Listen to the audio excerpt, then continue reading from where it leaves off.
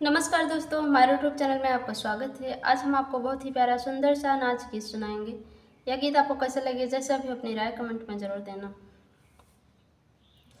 अरे डोरे पीरितिया के तोड़ी दिहलू, काहे बकरी चरावल धान छोड़ी दिहलू, काहे बकरी चरावल धान छोड़ी दिहलू।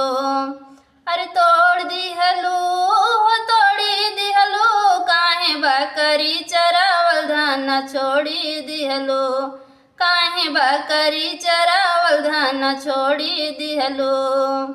तोहरे साथ लागत देखी लिहले, हमरे बाबूजी बकरिया के बेची दिहले, हमरे बाबूजी बकरिया के बेची दिहले। मिल के बहाना एक राहू है बकरी, देखा जन कौन लगाई दी लकड़ी। मिल के बहाना राहू है एक बकरी, देखा जाना कौन लगाई दी लकड़ी। हम तो जानी हमसे मुँह मोड़ी लिहलो, काहे बकरी चरावल धाना छोड़ी दिहलो, काहे बकरी चरावल धाना छोड़ी दिहलो। धीरे धार मिलही के बहुत बहाना, अब तोहरे गाँव में भुजावे हम दाना। धीरे धार मिलही के बहुत बहाना, अब तोहरे गाँव में भुजावे हम दाना।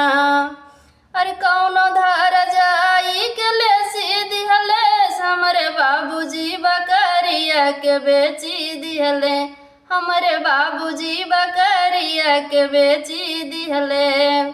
अरे कौनो घर जाई के लेसी दिहले, हमरे बाबूजी बकरिया के बेची दिहले, हमरे बाबूजी बकरिया के बेची दिहले।